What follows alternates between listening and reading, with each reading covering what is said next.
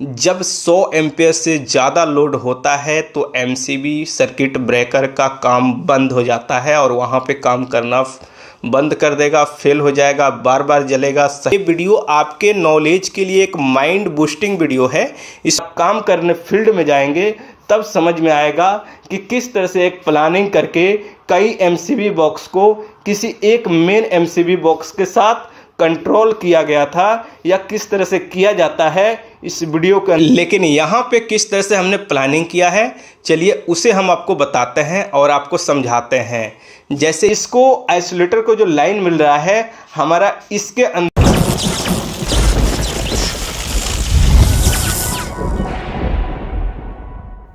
दोस्तों आज के वीडियो में हम लोग देखने वाले हैं 3 फेज और सिंगल फेज यहाँ पे एमसीबी बॉक्स है और इन सब के अंदर एमसीबी लगाया गया है। अगर कहीं पे भी एमसीबी सर्किट ब्रेकर लगाने की आप प्लानिंग करते हैं तो वहाँ पे किन किन बातों को ध्यान में रखना चाहिए और किस तरह से आप प्लान कर सकते हैं। कह सकते हैं ये भी कि ये वीडियो आपके नॉलेज के लिए एक माइंड बूस्टिंग वीडियो है। इस वीडियो को देखने के बाद काफ़ी आपका नॉलेज इम्प्रूवमेंट होगा।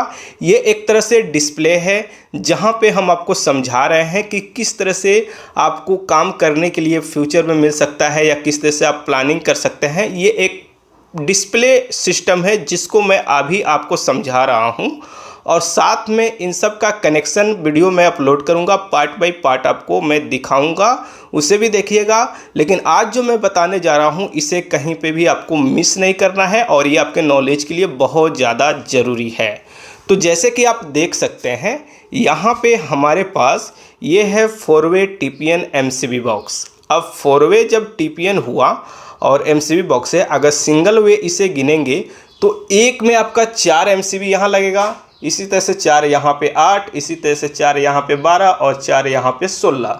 तो इस तरह से ये आपका हो गया 4-वे। आपका 6-वे भी हो सकता है, 8-वे भी हो सकता है, कोई सा भी हो सकता है। हर तरह का आपको यहाँ पे समझना है। लेकिन इस वीडियो का जो पर्पस है वो आपको अच्छी तरह से सुनने की, समझने की ज़रूरत है। जैसे यहाँ पे एक हमने लिया है आइसोलेटर। अब आइसोलेटर जब भी मेन में लगाया जाता है तो कोशिश किया जाता है कि ये सिर्फ हमारा मेन में रहेगा और ऑन ऑफ का कंट्रोल काम करेगा।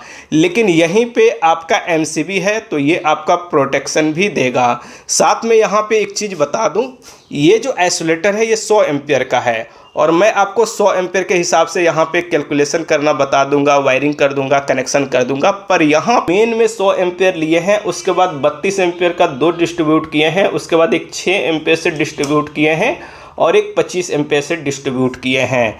इसलिए हम आपको यहाँ पे 100 एम्पियर की फार्मूला से यहाँ पे आपको बताएंगे। साथ में ये भी बता दें कहीं पे भी कितना हूँ एमसीबी बॉक्स, जैसे ये मेन एमसीबी बॉक्स हो गया, इसके बाद ये दूसरे फ्लोर में गया है या दूसरे घर या दूसरे बिल्डिंग में हो सकता है, उसके बाद ये तीसरा हो सकता है, उसके बाद ये चौथा हो सकता है, ये फ्लोर या बिल्डिंग बाई बिल्डिंग भी हो सकता है। ये भी हो सकता है एक ही एमसीबी बॉक्स से कई जगह पे 3 फेज का लाइन भी गया हुआ हो सकता है, या मोटर चल रहा हो, या फ्लोर बाई फ्लोर हो, या फ्लैट भी हो सकता है। तो इस बात को भी आपको ध्यान में रखना है। लेकिन यहाँ पे किस तरह से हमने प्लानिंग किया है, चलिए उसे हम आपको बताते हैं और आपको समझाते हैं। जैसे ये हमारा मेन है, सबसे पहले मेन में हम इसको इस्तेमाल करेंगे, मेन लाइन इसके अंदर आएगा।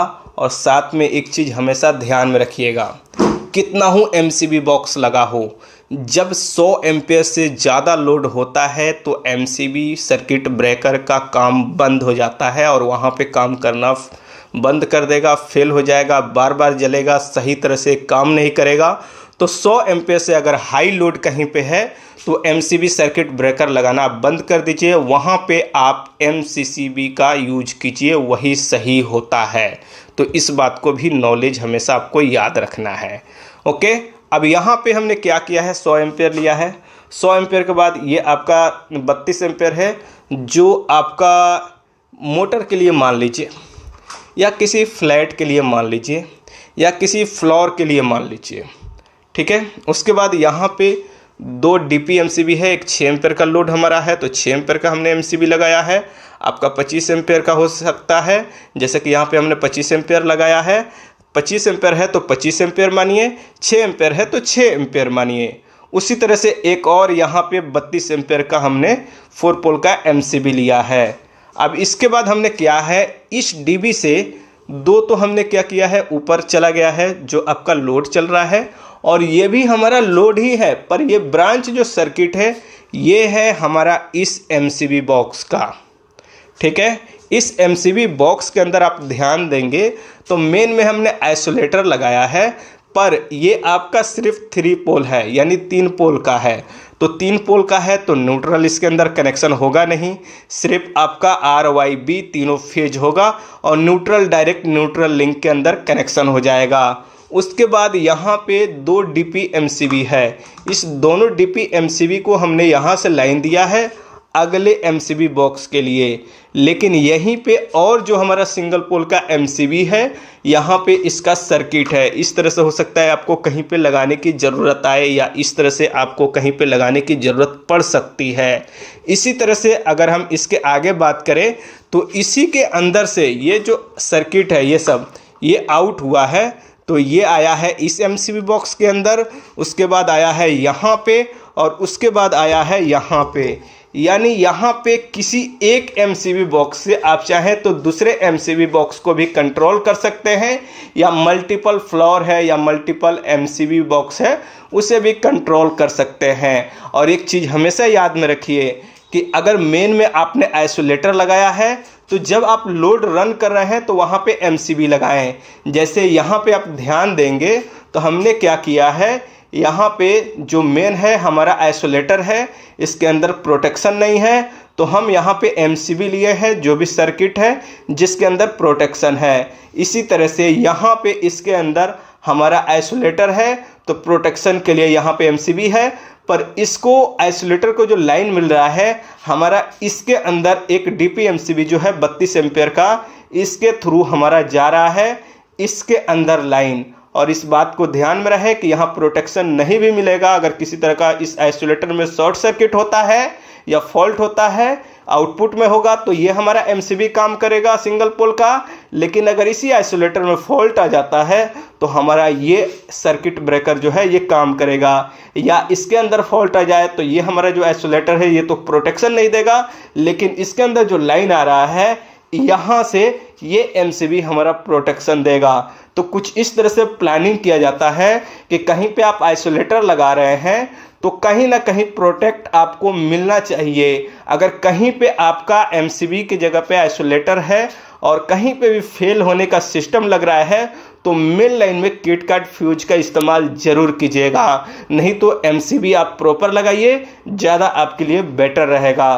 तो इस वीडियो के अंदर जो पर्पस था, जो नॉलेज था, मैंने आपको बताया और इसे अच्छी तरह से समझने की ज़रूरत है। अगर आपने अभी तक नहीं समझा है तो इस वीडियो को फिर देखिए, क्योंकि ये आपको अपने लाइफ के अंदर या एक्सपीरियंस के अंदर या काम करते समय इसकी आवश्यकता होगी, और ये आपके लिए नॉलेजेबल ज़रूरत की वीडियो है और ये हर जगह पे काम आएगा। क्योंकि अभी आपको समझ में नहीं आ रहा है, अगर आप काम करने फील्ड में जाएंगे तब समझ में आएगा कि किस तरह से एक प्लानिंग करके कई MCB बॉक्स को किसी एक मेन MCB बॉक्स के साथ कंट्रोल किया गया था या किस तरह से किया जाता है। इस वीडियो के अंदर मैंने आपको बताया और समझाया। चलिए दोस्तों, अगले वीडियो के अंदर मिलते हैं और इन सब की पार्ट बाय पार्ट कनेक्शन देखते हैं। क्या आपकी MCB सही तरीके से काम नहीं कर रही है?